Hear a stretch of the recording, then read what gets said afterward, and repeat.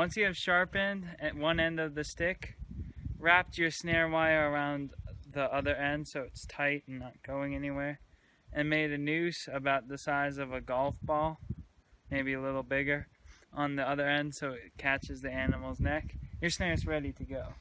So I found a nice animal hole here, like this one.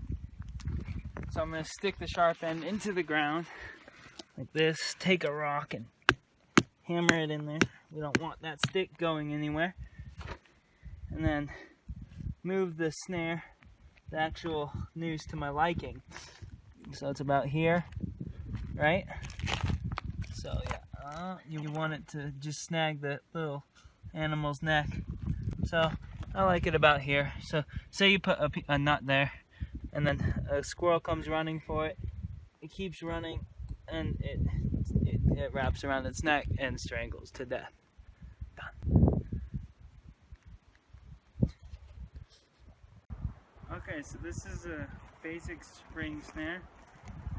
If you come in here, take a look, you can see we have two main sticks. One is an anchor stick right here, and this one's a trigger stick that can be triggered very, very easily.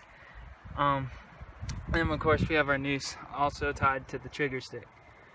If you follow the string up on the trigger stick up, it's to a tree, so when it's triggered, it's gonna fly, break the little critter's back.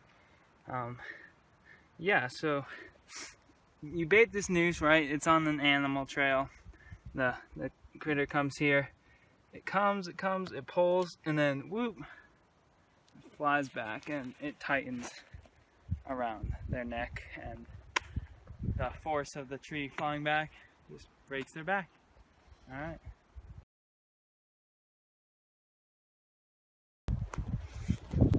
Okay, so up here surviving, the three first things you need to do first. It's kind of the three essentials of survival: fire, shelter, and water. I'm up at a lake, so water's kind of covered. That's maybe a little bit later. It's getting kind of cold, so fire might be a priority. I'm gonna go out, look for some dead wood, collect it with my knife that I had in my survival kit, and yeah. Alright, I think I found the mother lode of dead wood for fires. Not gonna run out. Kinda gonna be tough to haul back, but you know, survival is time.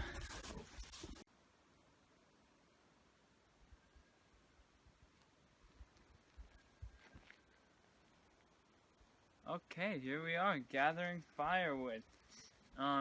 It's important to find dry wood, obviously, and you might think that you see some dead dry wood on the ground, but it's usually not too great. It could be damp or something, so it's good to find a tree fallen like all these. You know, kind of just start with some little branches, just collect them, get them like this, and then you can work your way around, get to some bigger branches like these ones, and that's how you start your gathering the firewood. Okay, so for building a fire, my favorite method is called the fire lay.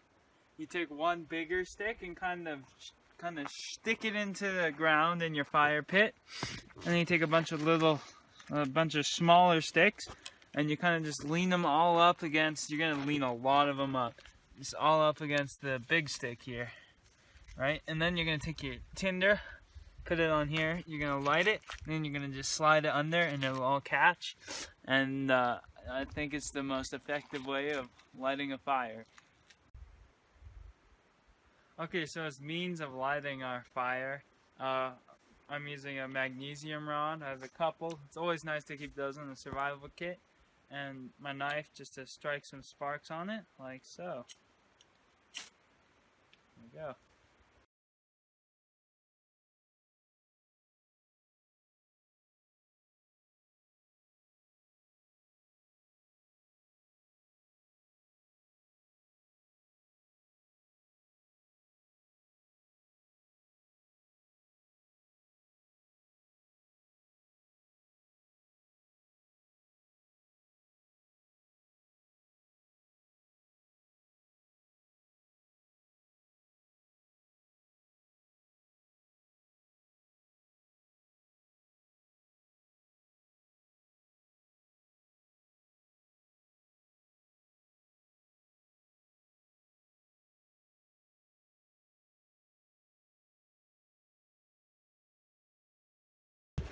Okay, so we started the fire as you saw earlier, and now we're on to the second tier of the three of the survival pyramid shelter. So already started. I got this fallen down tree, kind of stomped off some branches and picked it up, carried it to where these two trees split, and jammed it in there. It's in real good. It's not falling down on me middle of the night. So now what I have to do is cover the sides of it, like here, and on the other side. And then I'll have a space over here to crawl in, and nighty night. Okay, so for my bedding, actually, I found right here, right by my shelter. There it is. For my bedding, I found this nice brush here, and as you can see, it has this natural spring to it, like a bed spring. So it's really nice to sleep on. Gives the ground a bit more comfort. So that's what I'm going to be using as bedding, and as also the walls for my shelter. Alright, I'm out here building my shelter, and I see a deer about 50 yards away. I don't know if you guys can, see it, but there's the little guy. Girl, actually, sorry. Okay, the final shelter, here we are. Kind of looks a little sloppy, yeah, but it's actually really good for insulation.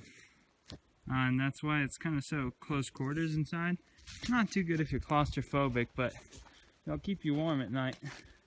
Anyways, so most of this branching is in here, and it's really springy inside, like the bedding and kind of the walls. But that's good because in the morning it's going to be flat after sleeping on it. And here you can see where my body kind of lays. If it's light enough, I'll try and climb in here. Oh. This is kind of our door, then the other side's more protected. Okay, yeah. Alright, I'm in. Here's my feet stretch all the way down, which is nice, and they're still covered. Like I said, not too great if you're claustrophobic, but other than that, it's kind of comfy. Not my bed, but they'll do. Okay, checking our snares. The first spring snare, not triggered, but you know, snares just take time. If I was up here for a couple more days, maybe I'd catch something. Not as much luck this morning though. Okay, so for this second spring snare, it also wasn't triggered at all. I was the most hopeful about this one because there's a clear small rodent trail here to get to this kind of secluded little water spot where they can still have cover. But still not triggered. Okay, this snare I was pretty excited about. There was some fecal remnants, and whoa, it's right by some critter's hole.